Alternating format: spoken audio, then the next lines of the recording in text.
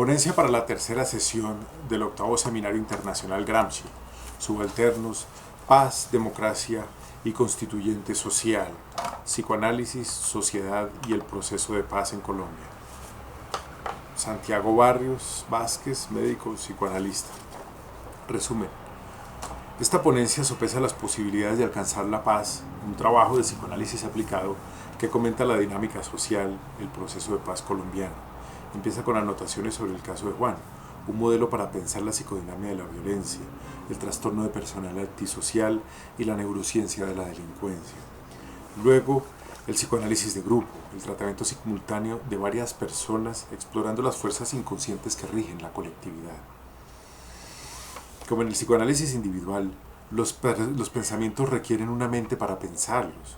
La meta es descubrirlos y seguir sus transformaciones para vivir con satisfacción. El hombre es gregario, la colectividad gratifica y complementa, define, da punto de referencia por lo que es y lo que no es. No avasalla, por el contrario, da objetos de identificación, sentido de identidad, arraigo y continuidad existencial, incluso para la agresión. El mínimo grupo es 3. Entonces aparecen dinámicas inconscientes que cambian cualitativamente las relaciones. Nacer es la primera experiencia colectiva. En la familia empieza la dialéctica entre lo individual y lo colectivo, experiencias que conforman el carácter. Finalmente, figuran exploraciones sobre la actualidad del proceso de paz a octubre de 2013, desde los ángulos urbano y político, con un homenaje modesto a las víctimas de la primera quincena del mes, una proporción bajísima de los afectados por más de 50 años de combate con las FARC, que tienen la dudosa distinción de ser la guerrilla más vieja del mundo. En conclusión, este es un enfoque optimista moderado sobre el proceso de paz. Abstract. This essay reflects on the human possibilities of achieving peace, a work of applied psychoanalysis about social dynamics and the Colombian peace process. It begins with some notes on John, a case, a useful model to think about the psychodynamics of violence, antisocial personality disorder, and the neuroscience of crime. Group psychoanalysis, the simultaneous treatment of several individuals, explores the unconscious forces that guide the community. It works as individual psychoanalysis. Thoughts require a mind to think them, and the goal is to discover them and follow the transformations to build a more satisfying way of being. Man is gregarious. Community rewards, complements, defines. It gives a reference of what is and what is not. It does not enslave the individual. It gives him objects of identification, a sense of belonging and existential continuity, even for violence. The minimal group is 3 people. Unconscious dynamics appear changing qualitatively the relationship with others. Birth is the first collective experience. The dialectic between the individual and the group begins in the family, experiences that make up the character. Finally, an exploration of the current situation of the peace process as of October 2013 from urban and political perspectives, as well as a modest tribute to the victims of the first 2 weeks of the month, very few of those affected by more than 50 years of conflict with FARC, a terrorist group with a dubious distinction of being the oldest guerrilla in the world. In summary, this is a moderately optimistic approach on the peace process. Palabras clave: psicoanálisis aplicado, eros, tánatos, epistemofilia, neurociencia de la delincuencia, psicoanálisis de grupo, identificación, proceso de paz.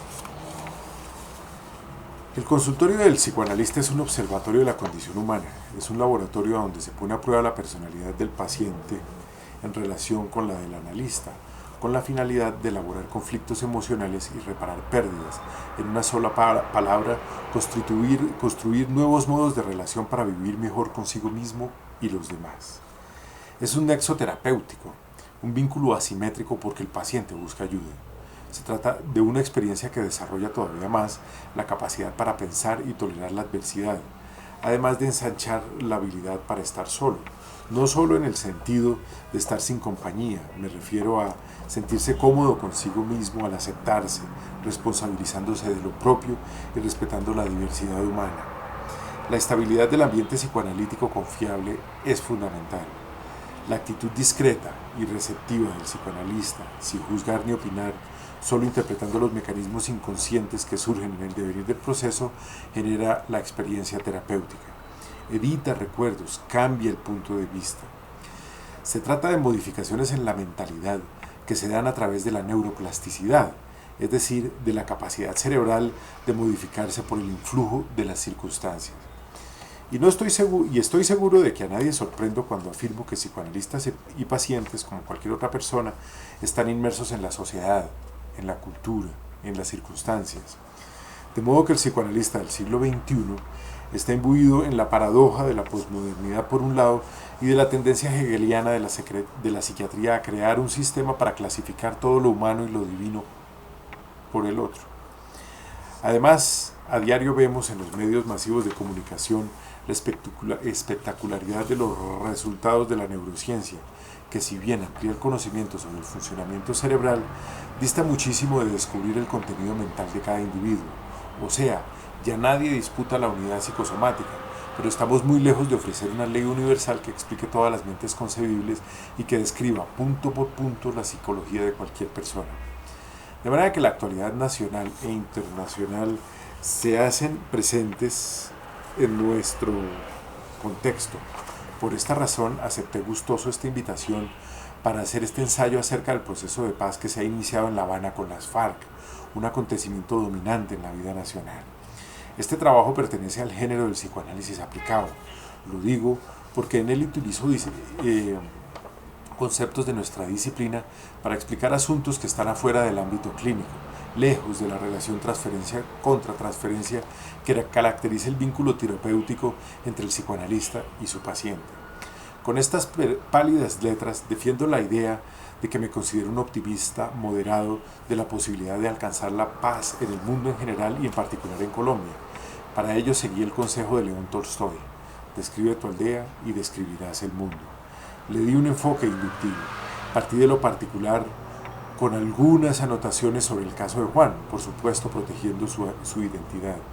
Este material sirve de modelo para pensar sobre la psicodinamia de la violencia, con algunas consideraciones sobre el trastorno de personalidad antisocial y la neurociencia de la delincuencia. Luego pasé al psicoanálisis de grupo, el tratamiento simultáneo de varias personas, explorando las fuerzas inconscientes que rigen la colectividad, mientras el líder es el terapeuta. En él se proyectan fantasías infantiles omnipotentes y primitivas que se inoculan mediante la identificación y movilizan a todos, porque el hombre es emocional y necesita comunicar sus afectos. Como en el psicoanálisis individual, los pensamientos existen en el inconsciente y requieren de una mente para pensarlos. Así que la meta del psicoanálisis es descubrirlos y seguir sus transformaciones. La colectividad ofrece un ambiente para gratificarse y complementarse, enseña a partir de la experiencia, define al individuo, le da punto de referencia, testigos de la existencia personal que dan sentido de identidad, de continuidad existencial, arraigo. La relación con los demás da una posición relativa por lo que se es y por lo que no se es. Así como hay psicoanalistas y pacientes, hay políticos y académicos y civiles, pero también hay soldados, policías y terroristas, víctimas y victimarios. Desde el nacimiento empieza la tensión dialéctica entre lo individual y lo colectivo, vicisitudes que bruñen el carácter. Y tenga en cuenta que el mínimo grupo es 3 personas, como en el caso de la familia, padre, madre, hijo, pues da lugar a dinámicas inconscientes de donde surgen cambios cualitativos en las relaciones, mientras que en pareja, en cambio, predomina la psicología individual. Así que el grupo no somete al individuo, por el contrario, le da objeto de identificación. Las personas se vinculan según sus necesidades inconscientes, no al azar. Por último, hice algunas exploraciones sobre la actualidad del proceso de paz colombiano octubre de 2013, desde el punto de vista del país urbano, del país político y de la otra Colombia, a donde están la mayoría de las víctimas del conflicto, un homenaje a las víctimas de la primera quincena del mes pasado, una proporción bajísima de los afectados por este conflicto de más de 50 años con la FARC, la guerrilla más vieja del mundo. Se trata de un gesto simbólico para esas personas. Juan llegó a mi consultorio con 20 minutos de retraso como cosa rara. Venía risueño. La noche anterior recibió de regalo un equipo de sonido que hizo sonar a todo volumen con su música metálica predilecta. Su mamá se enfureció, gritó, lo insultó y le apagó el aparato arrancando de un zarpazo el cable de la conexión eléctrica de la pared. La consideraba una mujer temperamental y explosiva que justificaba su agresividad con la preocupación y las dificultades que tenía para sortear al ser una madre sola educándolo a él. Se separaron poco después de su nacimiento y el papá se casó de nuevo formando un hogar afuera de Bogotá. Con el tiempo, la madre tuvo dificultades y lo mandó a vivir a la casa de la abuela y una tía. Ellas le pegaban, eran muy represivas. También vivió por esa época algunas temporadas con su tío homosexual y muy malhumorado. Cuando llegó a la adolescencia empezó a buscar al padre, pero no lo encontró. Juan intuyó que él no quiso vivir con él y su nueva familia. En esa época al muchacho le habría gustado mucho vivir con él, pero ya no. Aseguraba que ya era tarde. Ahora él ya había perdido el interés por el padre, que además solía interpretar las dificultades académicas y personales de Juan como pura pereza y negligencia de él y su madre. Sentenciaba que lo que le hacía falta al muchacho era disciplina. Entre tanto, Juan dejó el colegio unos años antes sin graduarse. Tampoco trabajaba, así que pasaba la mayor parte de su vida entre la casa. A decir verdad, no sabía qué quería hacer con su vida. Así que sus días transcurrían todos iguales. Era un internauta dedicado, cuidaba de su perro, un pitbull demasiado activo como para vivir recluido en la casa de la familia, y lo reprendía violentamente cuando se manejaba mal. Después de almuerzo, regresaba a su sobrino del colegio. Con él tenía una relación muy cariñosa. Se sentía con la obligación moral de proteger al niño y de acompañarlo, pues no quería que tuviera el mismo destino de abandono que él había padecido, ya que su hermana también era una madre sola. Por lo demás, no le gustaba salir a la calle. Si salía, ¿quién cuidaría del perro y de su sobrino? Una postura tan firme en él que por esa misma razón no iba al colegio ni a trabajar, ni a ninguna otra parte. Para él salir de la casa era abandonar a sus dos seres más queridos en el mundo, el perro y el niño. No confiaba en nada, en nadie. Su único amigo era un primo suyo con el que hacía cosas que le parecían divertidísimas. Incendiaron un avispero en alguna oportunidad, por ejemplo, y en otra ocasión trabajaron demoliendo una casa. Destruirla le causó un deleite indescriptible. Tenía 19 años, la piel muy blanca con algo de acné. Nada excesivo, los ojos claros y el pelo castaño, corto, bien bajito. Al reclinarse en el diván esa mañana, observé que venía vestido con una chaqueta militar azul, un blue jean gris desteñido sin dobladillo. Lo que sobraba del pantalón estaba doblado hacia arriba. No pude saber si era una prenda nueva o vieja. Traía unas botas brillantes negras inspiradas en las de dotación de los soldados con los cordones trenzados en escalera. Pero lo que llamó mi atención de su manera de vestir fue que la sesión pasada había venido acompañado de su primo, quien traía puesta esa misma chaqueta. Al señalárselo, me dijo que era suya y se la había prestado, pero ya se la había devuelto. Y quedó rondando entre mi cabeza que hasta ese momento no había notado su apariencia soldadesca. Esta era la transferencia, el pedido inconsciente de Juan. Se psicoanalizaba conmigo desde hacía un mes y solo ahora llevaba al consultorio su fascinación neonazi y su afecto por el movimiento skinhead. Me explicó el significado de su pinta. Me informó que esta manera de vestir era, por así decirlo, el uniforme de los skinheads. Así se reconocían cuando caminaban por la calle. Y eso de por sí ya producía sentimiento de hermandad, así no cruzaran palabra. También me enseñó que los primeros skinheads aparecieron en Inglaterra, obreros que protestaban contra el establecimiento y se reconocían porque vestían de esa manera. Además, se caracterizaban por ser beligerantes, nacionalistas y rendirle culto a Adolfo Hitler. Para Juan era importante que quedara claro que para ser un skinhead había necesidad de estudiar, de informarse y de tener una convicción a toda prueba. También profesaba ideas revisionistas. El holocausto nazi, insistía, había sido una exageración de los medios de comunicación. Le parecía razonable que Hitler fuera una víctima de la mala prensa. Además se consideraba homofóbico, no le gustaban los extranjeros ni las cosas nuevas, era violento, así que era un neonazi de corazón. Con frecuencia había tropel, es decir, peleas entre los skinheads y otros grupos de muchachos, verbo y gracia, los capitalistas, reconocidos por su predilección por la ropa de marca, o contra los socialistas, que creían que todos los seres humanos eran iguales. Sin embargo, Juan no solía participar en esas reyertas, prefería observar los combates desde la distancia. Casi no salía de la casa, estaba en contacto con los skinheads a través de internet. El motivo de consulta de Juan fue que unos días antes de la entrevista inicial tuvo una pelea con su madre. Al calor del momento, la agarró por el cuello y la aprisionó contra el muro. Ella se liberó pegándole en la cabeza con una taza. Este no fue un incidente aislado. El muchacho estaba desilusionado de la vida, pero lo consolaba su amiga de pelo azul, a quien no conocía en persona, solo a través del perfil de ella en Facebook. La niña vivía afuera de Bogotá. Consideraba una imposibilidad llegar a encontrarla fuera de la realidad virtual. Se cruzaron por primera vez en las páginas web de los grupos neonazis que frecuentaban. Ella le producía una tranquilidad inquietante. Así el contacto fuera solo cibernético, le parecía como mágica la relación con ella. Le gustaba mucho su compañía virtual. Hasta le perdonaba sus incoherencias filosóficas. Aun cuando ella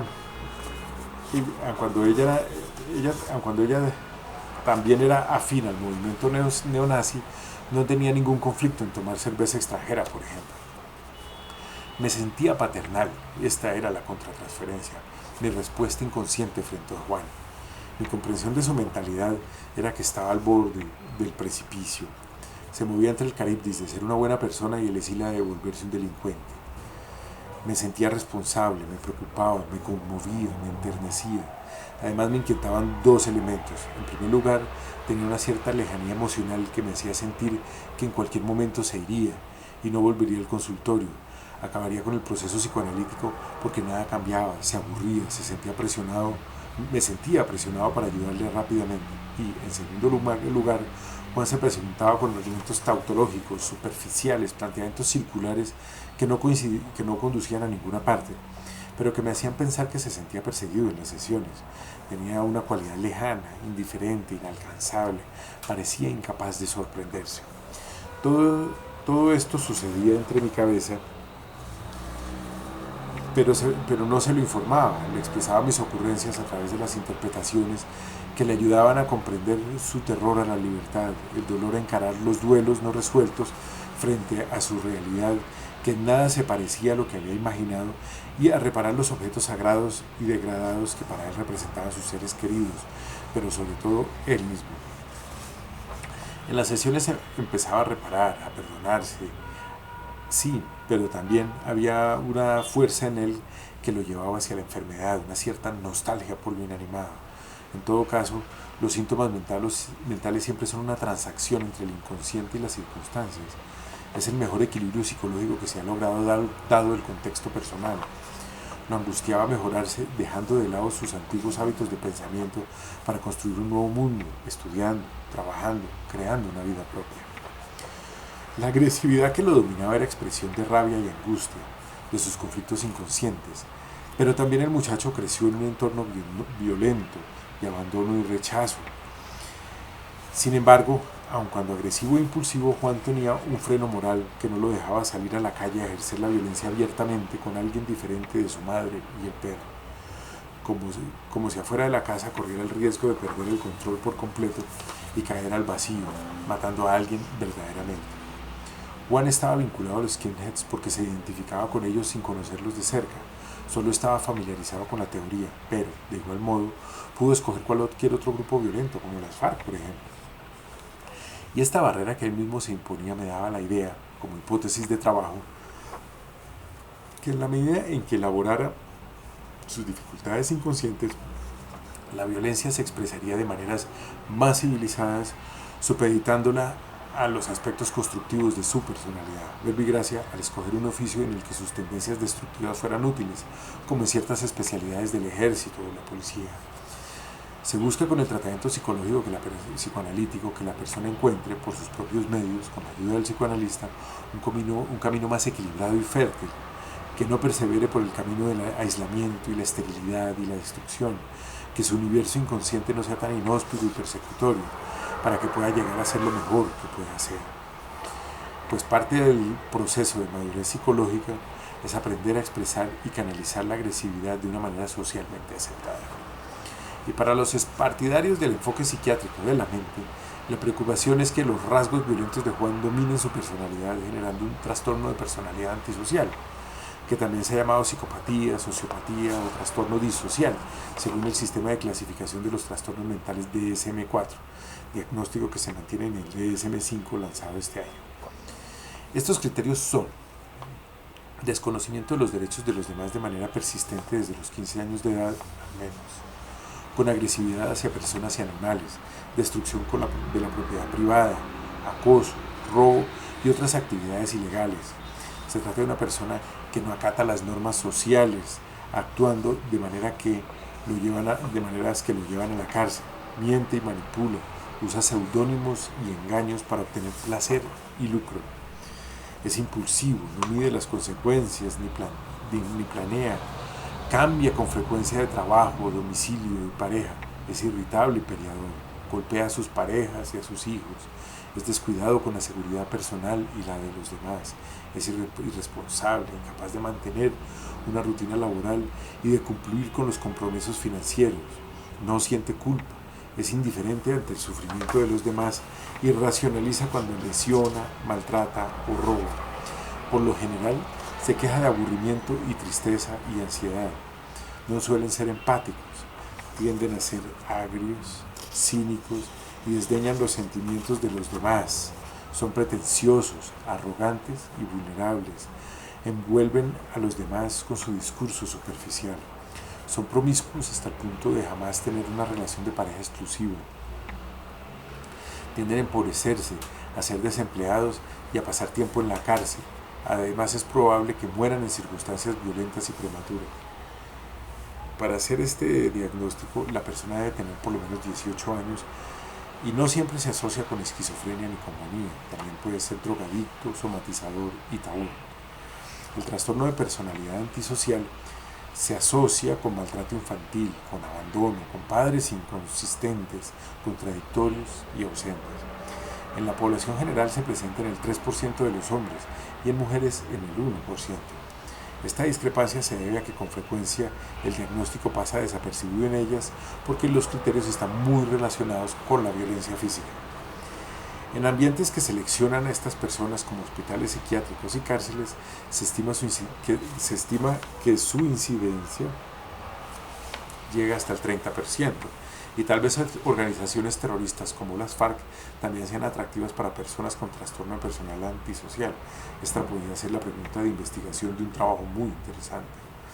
Por otro lado, no todos los crímenes se cometen por personas con este trastorno. En todo caso, es un padecimiento crónico, aun cuando tiende a ser menos evidente después de los 40, pues disminuye la criminalidad, los conflictos con los demás y el consumo de estupefacientes. Por otra parte, suele ser común entre los hijos adoptados y biológicos de personas con trastorno antisocial, y es todavía más frecuente si se acompaña de somatización y drogadicción. Pero, por otro lado, cuando los hijos de antisociales son adoptados en hogares no antisociales, el riesgo disminuye sustancialmente. Así que para este trastorno el ambiente es un factor más importante que el genético. Hay esperanza para las generaciones venideras y en el caso de Juan, a lo sumo podríamos decir que cumple con algunos criterios diagnósticos de este trastorno. La neurociencia de la delincuencia es otra perspectiva de este asunto. Jonathan H. Pincus, entre muchos otros, es un neurólogo norteamericano que se dedicó a estudiar 150 asesinos en masas. Cabe anotar que asesino en masa es quien mata a más de una persona sin motivaciones personales para hacerlo, sencillamente lo hace. Se trata de una categoría amplia que también abarca a los sicarios.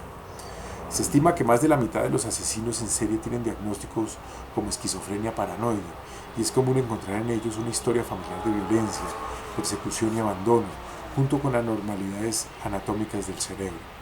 Pero mucha gente tiene trastornos mentales severos, historias familiares tremendas y anormalidades cerebrales sin que sean agresivos. Entonces Pincus propuso que era la confluencia de estos tres elementos lo que causaba la mente del asesino en masa. En todo caso, no podemos decir que Juan cuadre en el perfil del asesino en masa, según Pincus.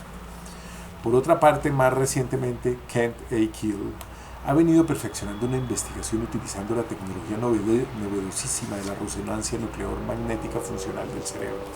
Se aplicó a 3.000 presos en cárceles de Nuevo México y Wisconsin. Encontró consistentemente una disminución en la actividad metabólica de la corteza del cíngulo anterior, junto con otras anormalidades en la anatomía y el funcionamiento cerebrales. Verbigracia, menos sustancias grises en el sistema perilímbico, un área asociada a la regulación de las emociones.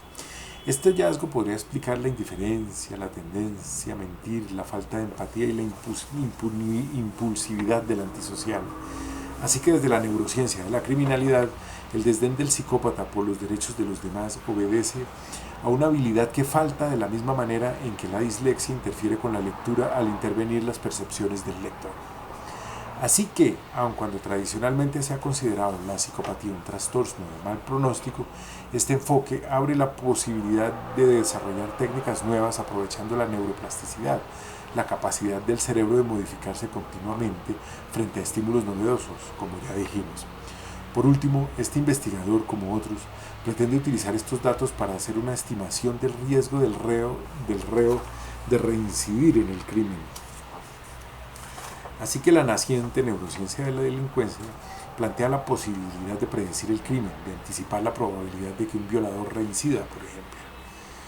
Para muchos esta aspiración es temeraria.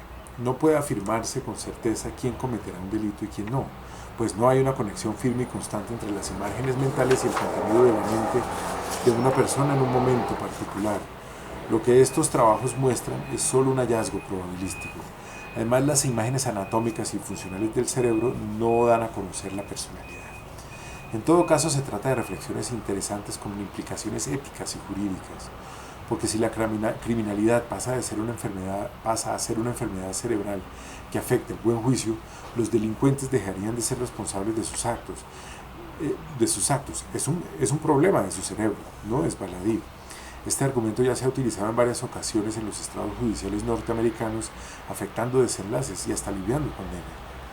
Se abre entonces un debate candente que afecta a las decisiones judiciales, si el condenado va a la cárcel o al hospital psiquiátrico o se libera, por ejemplo. En todo caso, dilemas que llevan al milenario problema del libre albedrío y el determinismo. Si la persona es autónoma, entonces decide libremente, es responsable de las consecuencias de sus decisiones y acciones, de sus acciones. Pero si, por el contrario, se considera que toda iniciativa es una reacción, que todo está determinado por una cadena sin fin de eventos ajenos a la persona, la gente no es responsable de nada porque las cosas suceden a causa de algo más. Tema fascinante por fuera de los confines de este ensayo de psicoanálisis aplicado sobre sociedad y el proceso de paz en Colombia, lo cual nos trae de regreso a la colectividad y a la tensión constante entre lo constructivo, lo destructivo y el aprendizaje a partir de la experiencia. Todo el mundo sabe que las encuestas no describen la realidad con exactitud, pero sí ofrecen una descripción interesante de lo que sucede. Por así decirlo, se aproximan a la fantasía dominante de los colombianos. Según la encuesta Gallup, Proceso de Paz 2013, que se aplicó a 1.200 personas con un intervalo de confianza del 3%, la mayoría de los entrevistados creen que las Fuerzas Armadas de Colombia podrían derrotar militarmente a la guerrilla, que insistir en los diálogos de paz hasta lograr un acuerdo es la mejor opción para solucionar el problema de la guerrilla. Ven con buenos ojos que el gobierno haya iniciado negociaciones con las FARC y serían partidarios de iniciar negociaciones semejantes con el ELN. pero también la mayoría no cree que en esta oportunidad se llegue a un acuerdo que ponga fin al conflicto armado con las FARC. No están de acuerdo con que los miembros de la guerrilla, una vez hayan dejado las armas, puedan participar en política sin tener que pagar cárcel, ni piensan que una vez firmado el acuerdo con ellos, dejará de existir la violencia de origen ideológico en nuestro país. Tampoco confían en que se distribuirá mejor la riqueza en el campo, que las FARC ayudará a combatir el narcotráfico, ni hará grandes esfuerzos para reparar las víctimas. Por último, solo una minoría cree que la guerrilla colombiana podría llegar un día a tomarse el poder por la fuerza. Así que podemos concluir, las entrevistas en esta oportunidad son predominantemente optimistas moderadas con el proceso de paz en La Habana, una posición razonable a mi manera de ver las cosas. La carátula de la revista Semana del 21 de octubre de 2013 estaba decorada con una paloma blanca, símbolo de la paz, símbolo tradicional de la paz en Colombia. En esta ocasión estaba medio congelada, y debajo de ella podía leerse el dilema de sabor shakespeariano, congelar o no congelar, del que podía inferirse el pensamiento del país político. En el artículo central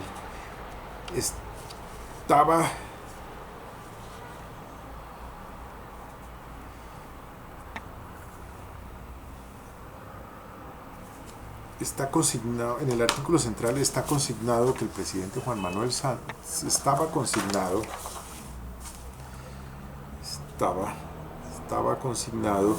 que el presidente Juan Manuel Santos preguntó a los parlamentarios de la U en un desayuno qué creían debía hacer con las negociaciones de paz luego de un año de discusiones. Muchos coincidieron en que era optimista suponer que estas conversaciones tomarían meses en lugar de años. A procesos como este hay que tenerles paciencia, en especial cuando patinan. Además, para complicar las cosas todavía más, estos diálogos coincidirán con elecciones y reelección presidencial. Así que el proceso de paz podría desvertebrarse porque hay tensiones entre el santismo en pro de los diálogos de paz y el uribismo en contra de esa metodología. Aun cuando todo sugiere que la mayoría de los colombianos cree que lo mejor es buscar una solución negociada al conflicto y que sería equivocado y prematuro suspenderlo, el proceso cada día pierde más adeptos por la falta de resultados. Los adversarios del gobierno se fortalecen y se debilitan sus defensores, situación adversa a las aspiraciones reeleccionistas del santismo. Pero romperlo tendría efectos colaterales. Si el gobierno acaba con los diálogos unilateralmente y sin argumentos incontrovertibles, se espera que se afecten las relaciones con Venezuela y otros gobiernos de la izquierda latinoamericana, aun cuando, de todos modos, que el presidente le haya dado a las FARC la oportunidad de una salida política fuera del país sin despejar territorio con una agenda concreta para ponerle fin al conflicto, es un discurso político hábil que le da margen de maniobra para defenderse de los críticos. La otra alternativa es desconectar los diálogos de las elecciones. El presidente ha mencionado esta alternativa y a las FARC les parece bien. En principio, pues les quita presión. También se ha sugerido una pausa con cese unilateral de las hostilidades de las FARC. Incluso algunos más propusieron un cese bilateral con un acuerdo político por la paz y compromisos específicos en relación con los desaparecidos, los muertos en cautiverio y las minas antipersonal. Pero negociar mientras el gobierno mantiene sus ofensivas militares es fundamental para que el proceso de paz avance. Si no se concreta en relación con la participación política discutida desde hace 4 meses, no tiene sentido dejar las hostilidades. Además, una pausa en este momento sería interpretada por el uribismo como una aceptación del fracaso del gobierno. Por otro lado, el proceso de paz quedaría sujeto a las elecciones. Se convertirían en una suerte de plebiscito sobre si retomar o no los diálogos. Adicionalmente, quedaría en vilo la retoma de las conversaciones en el porvenir, en especial si a la bancada uribista le va bien en las elecciones. Además, en este escenario no sería dable dejar a los guerrilleros de las FARC en Cuba mientras se retoman los diálogos. Para que el proceso de paz quede protegido, se necesitaría avanzar. Pero en los temas relacionados con el desarrollo rural y la participación política, la percepción pública es que el gobierno hace concesiones mientras espera las decisiones de las FARC en materia de víctimas, dejación de armas y narcotráfico. temas que los negociadores no han aceptado. Seguir adelante parecería la mejor alternativa, por ahora, al menos hasta negociar resultados irreversibles o que se rompa si no avanza. Todo depende del gobierno y de su capacidad para moderar el hambre electoral, por un lado, y de las FARC, por el otro, que insiste en propuestas afuera de la agenda pactada demorando el acuerdo. Interrumpir el proceso de paz antes de fin de año se considera prematuro, claro, pero necesita defenderse por sí solo, requiere resultados. Solo quedan las últimas 3 rondas de conversaciones de las 10 que se pactaron, y la guerrilla debe aceptar que el uribismo es una posibilidad política real en contra de la solución negociada del conflicto, que se beneficia del sentimiento de futilidad que dejan los diálogos de paz. Además, si se sobreponen las elecciones al proceso, todos los bandos manipularán las negociaciones para fines electorales. De modo que a las FARC y al santismo les conviene la reelección. Hay que esperar a ver qué es capaz de producir el proceso en sí, pero sea cual sea el estado de los diálogos, la paz será un tema en las elecciones. En todo caso, en Colombia hay elecciones cada 2 años, así que es imposible pretender separar la política del proceso de paz para ponerle fin a una guerra de medio siglo de evolución. Anotaciones que dejan un mal sabor, puesto que hacen pensar que la paz colombiana es un asunto más de los políticos y sus conveniencias que un tema comunitario. Luego, a la semana siguiente, el 7 de octubre, pasó por el país una oleada de desánimo al ver las fotos de los negociadores de las FARC disfrutando de un paseo en lancha por el Caribe cubano.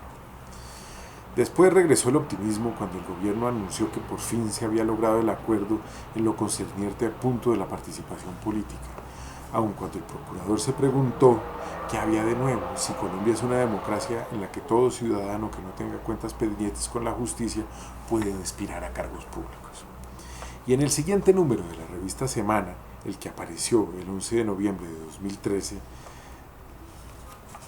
llevando en la carátula el símbolo de la justicia con el título Corrupción en la justicia, los últimos escándalos demuestran que es inaplazable una reforma en el Poder Judicial. En el artículo central, en alguna parte, el autor se pregunta: ¿por qué llegó tan lejos? ¿En qué momento se jodió la justicia?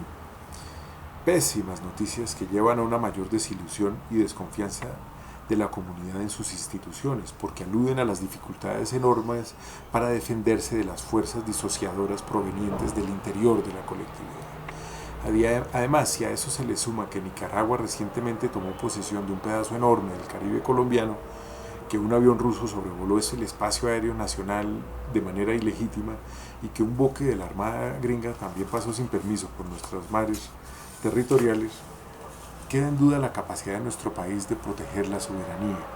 Entonces también hay desconfianza en su capacidad de contrarrestar fuerzas disociadoras provenientes del exterior. La humanidad es un conjunto de individuos. Si bien la libertad no es un regalo de la civilización, la cultura de por sí no es nociva para la salud mental. Por el contrario, es objeto de identificaciones, regula las relaciones humanas, incluso la sexualidad y la agresividad. Siempre hay deseos de amar y ser amado, de expresar la agresión sin retaliación, así como de comprender y ser comprendido, motivaciones que permean las relaciones con los demás, con los objetos, las ideas y los sentimientos. El grupo aporta tanto en el sentido constructivo como en el destructivo. El hombre no existe solo, la colectividad no desdibuja la identidad, por el contrario, hace parte de quien se es. Integrarse a la comunidad, identificarse, es una necesidad inconsciente,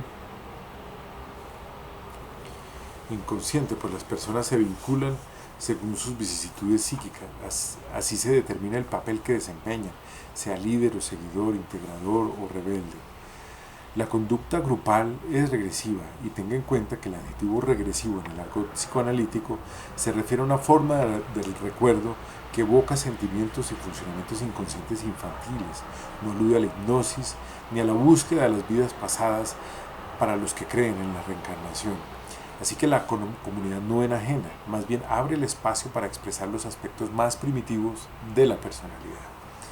Y en el caso que trajimos de Juan, al vincularse con los skinheads, se revelaba como un adolescente, pero también era una manera de expresar su sentimiento de soledad, de acompañarse en medio de su sensación continua de ser un extraño a quien ni siquiera su madre comprendía ni toleraba. Su deficiencia era el rechazo del padre, ambivalente. Lo quería pero también lo odiaba. Después de todo, lo había abandonado. El grupo neonazi que escogió leer a Finn le ofrecía la sensación oceánica de pertenecer a un grupo poderoso, temible, omnisapiente, omnipotente, una colectividad en la que Adolfo Hitler, un padre maligno, idealizado, lo protegía, aun cuando también le parecía que era un incomprendido tratado injustamente como él mismo. La perspectiva melancólica, paranoide y envidiosa del mundo hacía que Juan viera todo macabro, inhóspito. Así que esta agrupación le ofrecía la oportunidad de realizar la angustia y el dolor ante la futilidad de la existencia. Repudiaba todo lo que fuera diferente, ajeno. Por fin encontraba un lugar en el mundo a donde depositar homofobia, intolerancia, xenofobia, sectarismo, una colectividad despiadada que lo protegía, intimidando a los demás. En los grupos hay miembros de todo tipo, dependiendo de la personalidad de cada cual. Las colectividades no son comunidades apacibles, ni siquiera cuando son terapéuticas. La gente siempre tiene deseos y necesidades y metas, de modo que así como hay agrupaciones productivas, equipos de trabajo cohesionados y dinámicos, también existen las que son conflictivas y destructivas. Funcionan con identificaciones y fantasías poderosas, supuestos básicos sobre la integridad y la supervivencia del grupo según la situación, la función y la historia de la colectividad. En primer lugar, hay supuestos básicos de fuga y de lucha, un sentimiento dirigido a un enemigo histórico, por ejemplo, a un subgrupo con un punto de vista considerado peligroso o desleal, incluso podría ser un líder opresivo o por el contrario débil. En todo caso, estas ideas persecutorias surgen alrededor de amenazas al límite de la comunidad, con preocupación por mantener la frontera intacta, la pureza, la invulnerabilidad del grupo. Pero también existen fantasías de que la comunidad podría llegar a perder el amor del líder, o peor aún, la razón, debido a una dependencia real y exagerada del caudillo. Sin su guía, se especula, surgirán ansiedades de castración e impotencia, de ser inadecuados y de exponerse a fuerzas caóticas. Una lógica que también puede incluir la sumisión a una divinidad o una ideología. Por otro lado, hay fantasías de apareamiento, ideas envidiosas y voyeristas con amenazas a la estabilidad de la comunidad, como sucede con tanta frecuencia entre las agrupaciones fundamentalistas que giran alrededor de alianzas con preocupación erótica, buscando neutralizarla, hacerla aparecer real. Hasta podrían emerger fantasías sobre el nacimiento de un redentor en el seno del grupo, con un nexo especial con el líder, un dios. Los integrantes se entusiasman al exhibir poder sexualizado. Por último, en las regresiones de grupos desestructurados hay fantasías de fusión serena, con defensas contra la agresión intensa, usualmente con envidia y tendencia al pensamiento grupal. En suma, hay que decir, los grupos incorporan diferentes aspectos de estas fantasías. Verbigracia, los ultrapatrióticos pueden perderse de manera irreflexiva en la idealización del país y de su líder, cediéndole el poder sin cuestionarlos y luchando con fiereza contra fuerzas enemigas.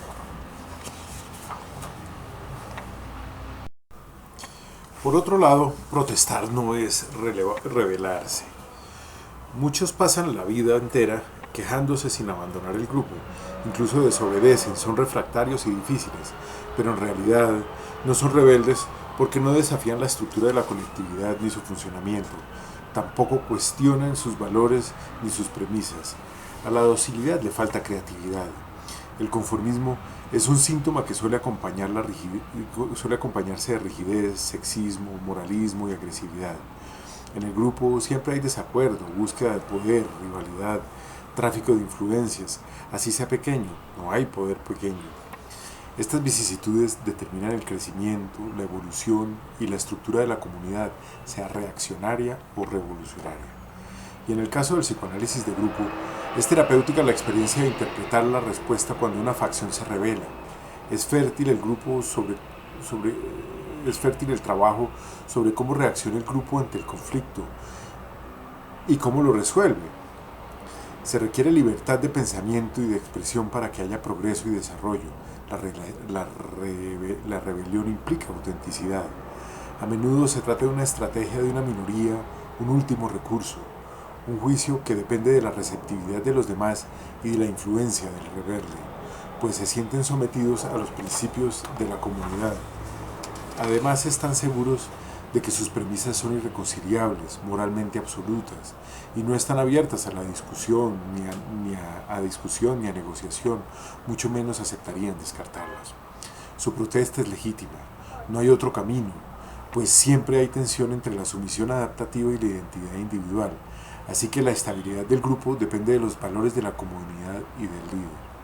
La rebelión intenta movilizar en otra dirección, es una estrategia de acción social para modificar la situación actual, es inevitable, y no siempre se resuelve el desencuentro.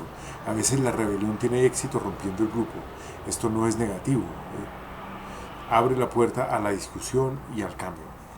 Existen varias maneras de rebelarse. Primero, el desafío, la presión contra el proceso y el contenido del grupo terapéutico, un signo favorable de confianza y seguridad que comunica progreso, una señal de necesidad de atención y de diálogo, que puede ser amigable u hostil, abierta o sutil.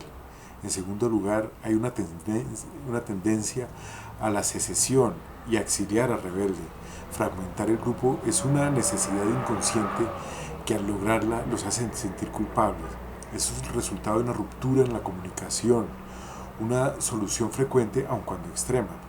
Pero también puede ser un signo de madurez del grupo terapéutico, pues el individuo ya no comparte los ideales de la colectividad y la comunidad hace el duelo aceptando que se va y que llegará alguien más. En tercer lugar, existe la anarquía. Todo el mundo se resiste a pensar sobre lo doloroso. Para eso sirven los mecanismos de defensa, y los conflictos se proyectan en lugar de reflexionarlos y aceptarlos. Entonces se crean también inconscientemente confusiones, malos entendidos, desórdenes, todo con tal de no pensar.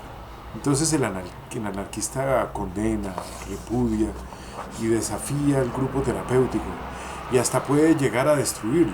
En cuarto lugar, la revolución. En este caso, la facción rebelde domina el grupo terapéutico, iniciando una nueva era para la colectividad. Las rebeliones no siempre son crudas, inmediatas ni evidentes. Tampoco surgen de un solo evento, ni son dramáticas. De todos modos, esta posibilidad origina defensas paranoides, aun cuando no siempre implica destrucción. De las revoluciones también aparecen elementos constructivos. Pero el psicoanalista también se revela. Es que genera la sensación de cohesión, continuidad y regularidad, pero también es el instrumento del cambio. De modo que su función es asumir todos los papeles de la rebelión, desafía, instiga, es anarquista, exilia y es revolucionario, según sea el momento del proceso. Lo constructivo es que el grupo florezca y se desintegre, nunca que se indiferencie. Poner las cosas en palabras es el mayor acto de rebelión, pues conmueve al grupo con interpretaciones que lo sacan del sentimiento grupal regresivo, intervenciones que impulsan a la madurez. Sin embargo, el psicoanalista no es un oráculo. El psicoanálisis de grupo es un diálogo honesto y humilde con la colectividad, una manifestación de empatía. Muchos psicoanalistas han estudiado la dinámica de grupo con fines terapéuticos. A veces su eficacia depende del efecto catártico de la conflexión pública, sí, pero sobre todo de la experiencia de descubrir factores inconscientes que condicionan el buen espíritu del grupo. En estas sesiones el problema es colectivo, emerge de la relación con el grupo y el psicoanalista. Se abren espacios para discutir las implicaciones de los conflictos emocionales. El paciente siempre está centrado en sí mismo y se resiste a la cooperación, pero por el otro lado casi nunca está en un ambiente en el que todos están en igualdad de condiciones. Además no quiere tratarse y cuando la desesperación lo lleva a hacerlo, tampoco está del todo convencido de querer hacerlo. La conjetura de la etología es que existe una base biológica para el comportamiento gregario. Formar comunidades bajo la égida y la tutela de un líder elegido por su fuerza, habilidad y desempeño sexual es lo habitual entre los mamíferos. El hombre cuenta con el lenguaje y la metáfora, con la tecnología y la posibilidad de locurar sobre el pasado y el futuro, con la cultura que interpreta la comunidad y el ambiente. Además, la posibilidad de simbolizar y la relación consciente-inconsciente aportan el aspecto inefable de las experiencias de dominación y sumisión, de atracción y repudio, en el contexto de la necesidad de un líder fuerte y empático. Sin él, una sensación de caos inminente se adueña del grupo desorganizándolo. La vida comunitaria parte de reacciones emocionales basadas en experiencias infantiles favorables y desfavorables, de modo que la relación entre el líder y el grupo es compleja, implica alianzas, requiere confianza en que la colectividad perdurará, en especial la disponibilidad de los recursos. Además, regula el ambiente social para que siga estable en caso de un relevo en el mando. El grupo no se aísla del líder, por el contrario, juntos conforman una unidad indivisible. A la vez que el líder es capaz de ver el grupo desde la distancia, en una suerte de identificación parcial, una integración peculiar del narcisismo y del colectivismo, logra darle otros matices e implicaciones a la vida social. Está dotado de rasgos de personalidad que le permiten mantener el contacto con la realidad a la vez que conserva un cierto potencial paranoide que lo hace reconocer amenazas. Además, su narcisismo le alimenta la idea de que en efecto está capacitado para liderar, sabe algo que los demás no. El líder efectivo tolera las regresiones colectivas, maneja la agresión y la competencia desde el interior del grupo, reorientándolas hacia la exploración colectiva de estas emociones y conductas. Su carisma se apoya en la capacidad visionaria y de motivación. Si tiene un estilo tiránico o por el contrario uno democrático, también cuenta. El autoritarismo es deseable si se requieren resultados rápidos, pero si lo primordial es la estabilidad del grupo, son preferibles los estilos participativos y democráticos. Los valores y las motivaciones del grupo también importan para establecer la conexión entre el líder y la cultura y el desempeño colectivo, pero también su capacidad para manejar situaciones complejas. Se trata de talentos y competencias, estilos del líder ejecutivo y exitoso que explican cómo algunos son capaces de lograr el apoyo colectivo más allá de su habilidad de estructurar tareas, resolver conflictos, tener consideración y capacidad para inspirar respuestas afectivas. Un factor X al que se atribuye que el líder es capaz de canalizar la regresión destructiva de la colectividad, transformándola en una experiencia que fortalece. Hay líderes que personifican la sede espiritual, por ejemplo, pero también los hay que se hacen cargo de ideas vindicativas, racistas, imperialistas y mesiánicas. Hay fantasías inconscientes en el grupo que determinan el estilo del liderazgo, que son mucho más complejas que la personalidad del líder y sus resultados. En todo caso, la persona expresa sus aspectos neuróticos, psicóticos y psicopáticos en la colectividad, como Juan. La gente se vincula al grupo con su mentalidad, el grupo no la causa, lo acoge abriendo un espacio para que la gratifique. Lo constructivo y lo agresivo afloran independientemente de las condiciones socioeconómicas, académicas y culturales. La vida en el seno del grupo nunca es apacible, siempre hay algún iconoclasta. La tensión entre el individuo y la colectividad es continua. La función de la comunidad de trabajo es clara. Su estructura y liderazgo adecuadas para evitar que se desarticule. La identificación es el vínculo de la fantasía regresiva dominante en el grupo, lo moviliza al igual que al líder, que solo puede guiar cuando tiene libertad de articular esos contenidos inconscientes de manera implícita o explícita y dirige al grupo ya sea de manera constructiva o explotarlo. El líder lleva a la cooperación expresando las ideas y fantasías del grupo, pero también puede manipularlas para su beneficio propio y el de su círculo íntimo.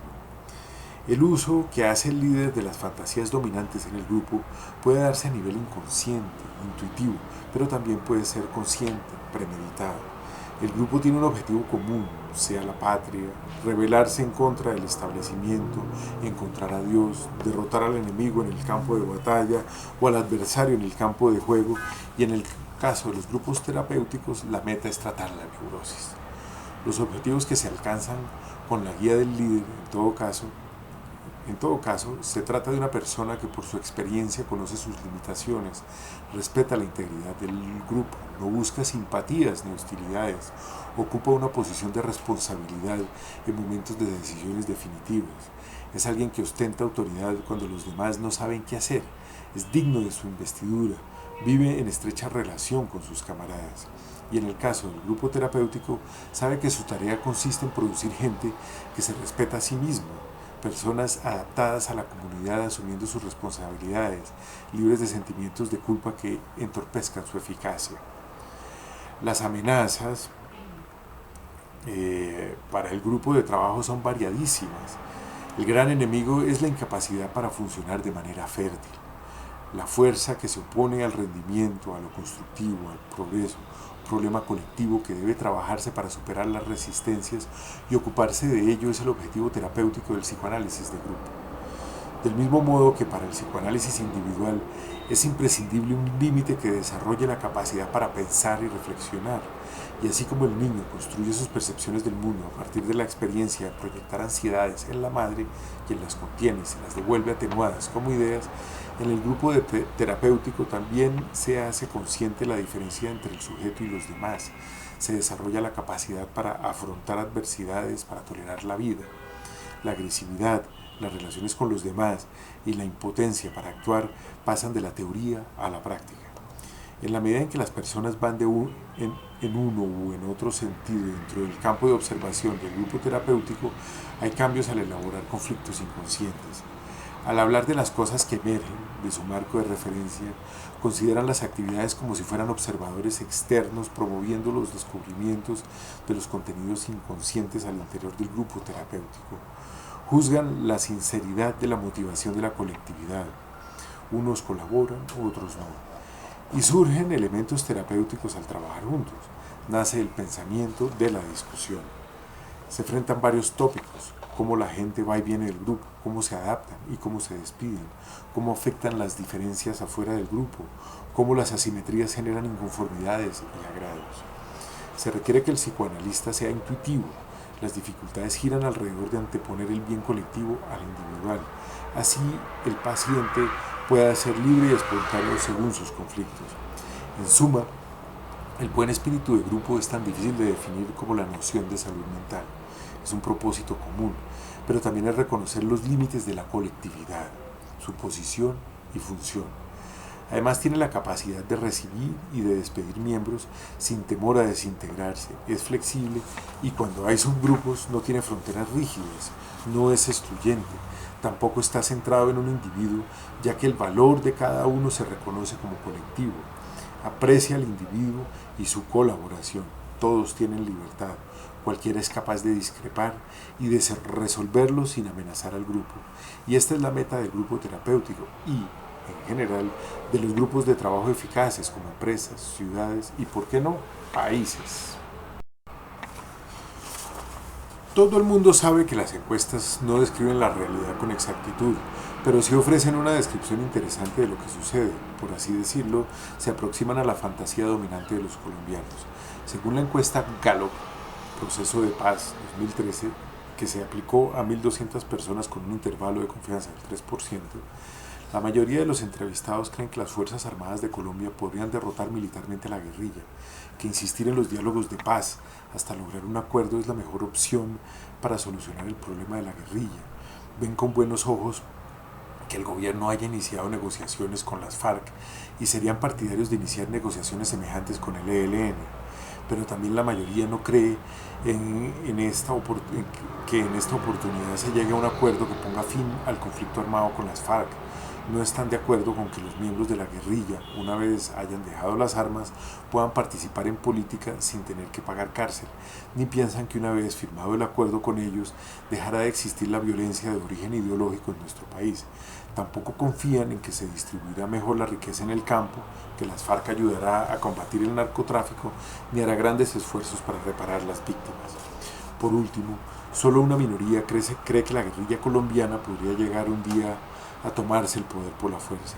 Así que podemos concluir, las entrevistas en esta oportunidad son predominantemente optimistas moderadas con el proceso de paz en La Habana, una posición razonable a mi manera de ver las cosas. La carátula de la revista Semana del 21 de octubre de 2013 estaba decorada con una paloma blanca, símbolo de la paz, símbolo tradicional de la paz en Colombia. En esta ocasión estaba medio congelada, y debajo de ella podía leerse el dilema de sabor shakespeariano, congelar o no congelar, del que podía inferirse el pensamiento del país político. En el artículo central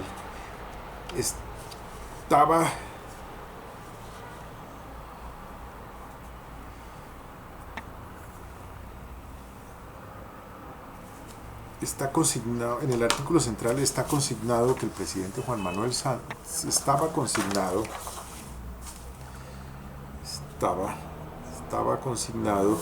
que el presidente Juan Manuel Santos preguntó a los parlamentarios de la U en un desayuno qué creían debía hacer con las negociaciones de paz luego de un año de discusiones. Muchos coincidieron en que era optimista suponer que estas conversaciones tomarían meses en lugar de años. A procesos como este hay que tenerles paciencia, en especial cuando patinan. Además, para complicar las cosas todavía más, estos diálogos coincidirán con elecciones y reelección presidencial. Así que el proceso de paz podría desvertebrarse porque hay tensiones entre el santismo en pro de los diálogos de paz y el uribismo en contra de esa metodología. Aun cuando todo sugiere que la mayoría de los colombianos cree que lo mejor es buscar una solución negociada al conflicto y que sería equivocado y prematuro suspenderlo, el proceso cada día pierde más adeptos por la falta de resultados. Los adversarios del gobierno se fortalecen y se debilitan sus defensores, situación adversa a las aspiraciones reeleccionistas del santismo. Pero romperlo tendría efectos colaterales. Si el gobierno acaba con los diálogos unilateralmente y sin argumentos incontrovertibles, se espera que se afecten las relaciones con Venezuela y otros gobiernos de la izquierda latinoamericana, aun cuando, de todos modos, que el presidente le haya dado a las FARC la oportunidad de una salida política fuera del país sin despejar territorio con una agenda concreta para ponerle fin al conflicto, es un discurso político hábil que le da margen de maniobra para defenderse de los críticos. La otra alternativa es desconectar los diálogos de las elecciones. El presidente ha mencionado esta alternativa y a las FARC les parece bien, en principio, pues les quita presión. También se ha sugerido una pausa con cese unilateral de las hostilidades de las FARC. Incluso algunos más propusieron un cese bilateral con un acuerdo político por la paz y compromisos específicos en relación con los desaparecidos, los muertos en cautiverio y las minas antipersonal. Pero negociar mientras el gobierno mantiene sus ofensivas militares es fundamental para que el proceso de paz avance. Si no se concreta en relación con la participación política discutida desde hace 4 meses, no tiene sentido dejar las hostilidades. Además, una pausa en este momento sería interpretada por el uribismo como una aceptación del fracaso del gobierno. Por otro lado, el proceso de paz quedaría sujeto a las elecciones. Se convertirían en una suerte de plebiscito sobre si retomar o no los diálogos. Adicionalmente, quedaría en vilo la retoma de las conversaciones en el porvenir, en especial si a la bancada uribista le va bien en las elecciones. Además, en este escenario no sería dable dejar a los guerrilleros de las FARC en Cuba mientras se retoman los diálogos. Para que el proceso de paz quede protegido, se necesitaría avanzar. Pero en los temas relacionados con el desarrollo rural y la participación política, la percepción pública es que el gobierno hace concesiones mientras espera las decisiones de las FARC en materia de víctimas, dejación de armas y narcotráfico. Temas que los negociadores no han aceptado. Seguir adelante parecería la mejor alternativa, por ahora. al menos hasta negociar resultados irreversibles o que se rompa si no avanzan. Todo depende del gobierno y de su capacidad para moderar el hambre electoral, por un lado, y de las FARC, por el otro, que insiste en propuestas afuera de la agenda pactada demorando el acuerdo. Interrumpir el proceso de paz antes de fin de año se considera prematuro, claro, pero necesita defenderse por sí solo, requiere resultados. Solo quedan las últimas 3 rondas de conversaciones de las 10 que se pactaron, y la guerrilla debe aceptar que el uribismo es una posibilidad política real en contra de la solución negociada del conflicto, que se beneficia del sentimiento de futilidad que dejan los diálogos de paz. Además, si se sobreponen las elecciones al proceso, todos los bandos manipularán las negociaciones para fines electorales. De modo que a las FARC y al santismo les conviene la reelección. Hay que esperar a ver qué es capaz de producir el proceso en sí, pero sea cual sea el estado de los diálogos, la paz será un tema en las elecciones. En todo caso, en Colombia hay elecciones cada 2 años, así que es imposible pretender separar la política del proceso de paz para ponerle fin a una guerra de medio siglo de evolución. Anotaciones que dejan un mal sabor, puesto que hacen pensar que la paz colombiana es un asunto más de los políticos y sus conveniencias que un tema comunitario. Luego, a la semana siguiente, el 7 de octubre, pasó por el país una oleada de desánimo al ver las fotos de los negociadores de las FARC disfrutando de un paseo en lancha por el Caribe cubano. Después regresó el optimismo cuando el gobierno anunció que por fin se había logrado el acuerdo en lo concerniente al punto de la participación política, aun cuando el procurador se preguntó qué había de nuevo, si Colombia es una democracia en la que todo ciudadano que no tenga cuentas pendientes con la justicia puede aspirar a cargos públicos. Y en el siguiente número de la revista Semana, el que apareció el 11 de noviembre de 2013, llevando en la carátula el símbolo de la justicia con el título Corrupción en la justicia, los últimos escándalos demuestran que es inaplazable una reforma en el Poder Judicial. En el artículo central, en alguna parte, el autor se pregunta: ¿por qué llegó tan lejos? ¿En qué momento se jodió la justicia? Pésimas noticias que llevan a una mayor desilusión y desconfianza de la comunidad en sus instituciones, porque aluden a las dificultades enormes para defenderse de las fuerzas disociadoras provenientes del interior de la colectividad. Además, si a eso se le suma que Nicaragua recientemente tomó posesión de un pedazo enorme del Caribe colombiano, que un avión ruso sobrevoló el espacio aéreo nacional de manera ilegítima y que un buque de la Armada gringa también pasó sin permiso por nuestras mares territoriales, queda en duda la capacidad de nuestro país de proteger la soberanía. Entonces también hay desconfianza en su capacidad de contrarrestar fuerzas disociadoras provenientes del exterior. Pero, a pesar de todo, amamos a nuestra patria indefensa, es la única que tenemos. Ser colombiano implica cierto estoicismo, y tal vez por eso sucede cosas como que tantos hinchas se identifican todavía con el Santa Fe, el equipo de fútbol bogotano que no lograba títulos en la liga colombiana desde hace 37 años, por ejemplo. Sería muy interesante explorar psicoanalíticamente cómo funciona la mecánica inconsciente en el seno de las FARC, en especial si tenemos en cuenta que es un grupo cohesionado y estable y activo desde hace 50 años. Un protocolo de investigación que enseñaría sobre la guerra en Colombia, sobre nuevas maneras de comunicarse, cómo puede aligerarse el camino hacia una coexistencia más pacífica. Si bien el psicoanálisis ha tenido tradicionalmente un prestigio elitista, también es cierto que se ha usado con éxito en pedagogía y en temas sociales. Al terminar la Segunda Guerra Mundial, por ejemplo, muchos trabajos se emprendieron con la finalidad de conocer más sobre lo sucedido, con el objeto de cicatrizar las heridas colectivas que dejó el Holocausto nazi. También entre los sobrevivientes de la guerra de Kosovo se hicieron trabajos de investigación sobre el efecto de las experiencias intensamente traumáticas en la mente de los niños, esto desde el punto de vista de la neurociencia y del psicoanálisis. Y luego, con los eventos del 11 de septiembre en Nueva York, sucedió algo semejante. Las sociedades psicoanalíticas de la región crearon sistemas de apoyo abiertos a la comunidad para contribuir a manejar el terror que dejó ese evento nefasto, enseñanzas dolorosísimas que aportan conocimiento. Hace unos 2500 años Tucídides ya había planteado la idea de que la historia es un género literario, una narrativa que depende del punto de vista del autor. No se basa no es base para predecir el futuro ni para prevenir acontecimientos. Lo que busca es comparar situaciones para entenderlas. Esta sigue siendo la perspectiva dominante entre los historiógrafos en la actualidad. Además, la historia es una manera de difundir valores y culturas, no es una ciencia. Y en el caso del terrorismo, quien gana la guerra escribe la historia consagrándose como héroe para la posteridad.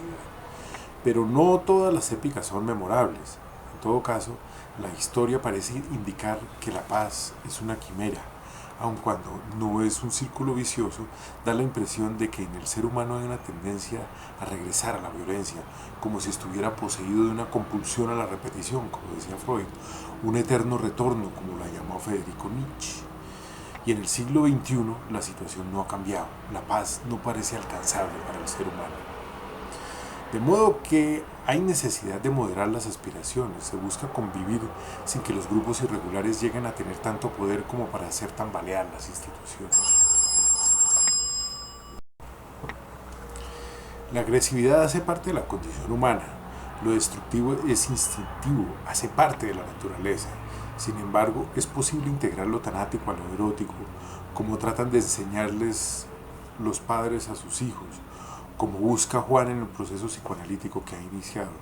Así el ser humano ha poblado la Tierra con éxito y sigue creciendo el número de habitantes, mientras que nunca había tenido mayor capacidad destructiva y el progreso y la tecnología le han permitido conocer y adaptarse a los ecosistemas del planeta.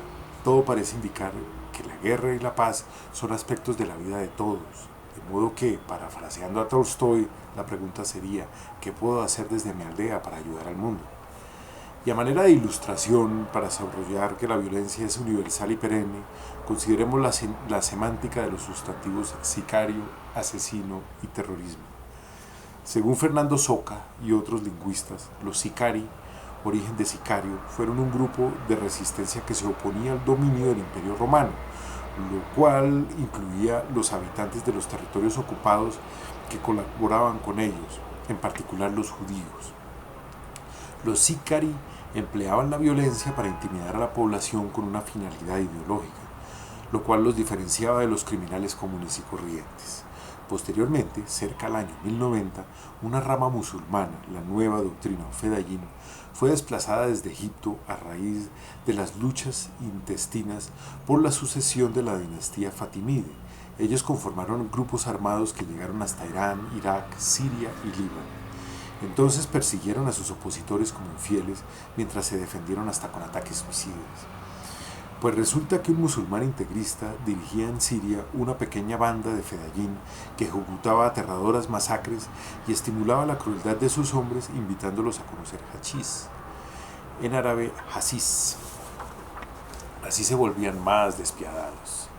Entonces los llamaron hasasi o consumidores de hachís, término que se generalizó para designar a todos los homicidas sin tener en cuenta sus motivaciones. Aun cuando las actividades de los Hasasi perduraron solo hasta que los exterminaron los mongoles luego de su invasión, las cruzadas trajeron el vocablo asesino a Occidente. Apareció por primera vez en el español en 1300 y asimismo llegó al francés y al inglés como assassin, así como al italiano y al portugués assassino.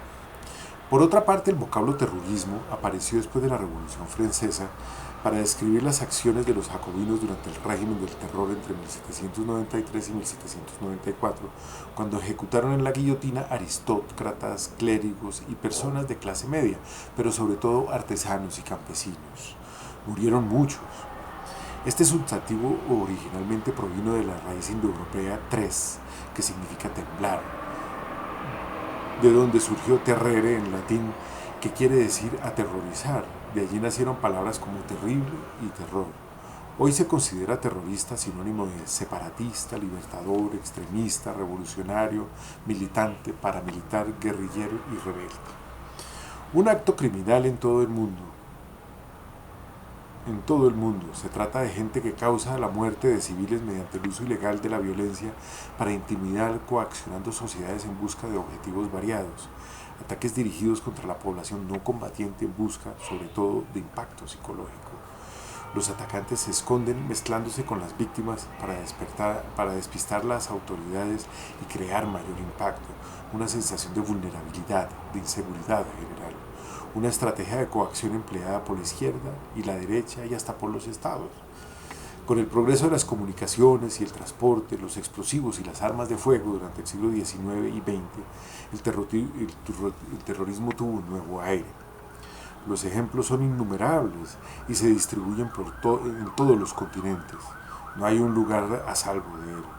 Y a través del cubrimiento de los medios masivos de comunicación se difunden todavía más los métodos inhumanos de estos grupos.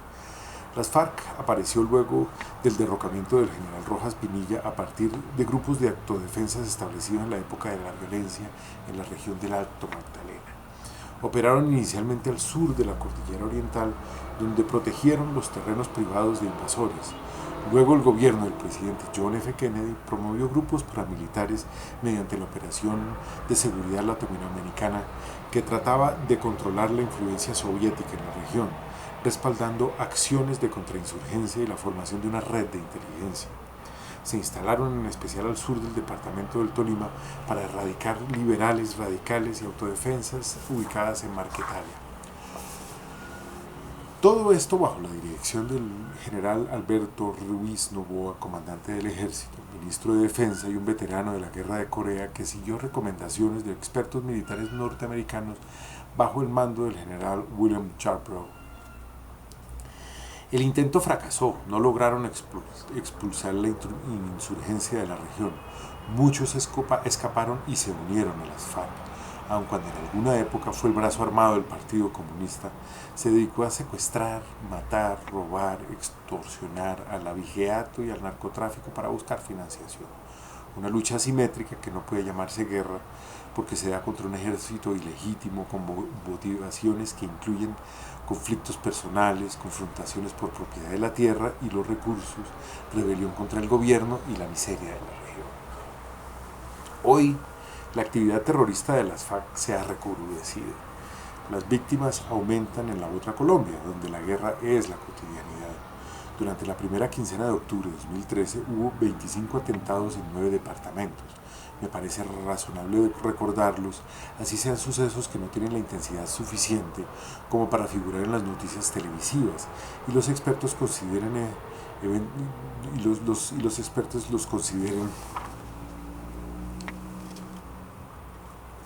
eventos típicos del pulso entre las partes que negocian en medio de las hostilidades. La Fundación Ideas para la Paz, que observa el proceso de las FARC desde la década de 1990, clasifica sus acciones en 3 categorías: de alto esfuerzo militar, como ataques a poblaciones y a bases militares; de mediano esfuerzo, como hostigamientos y emboscadas; y las de bajo esfuerzo, como la detonación de explosivos, acciones fáciles de ejecutar y difíciles de contrarrestar.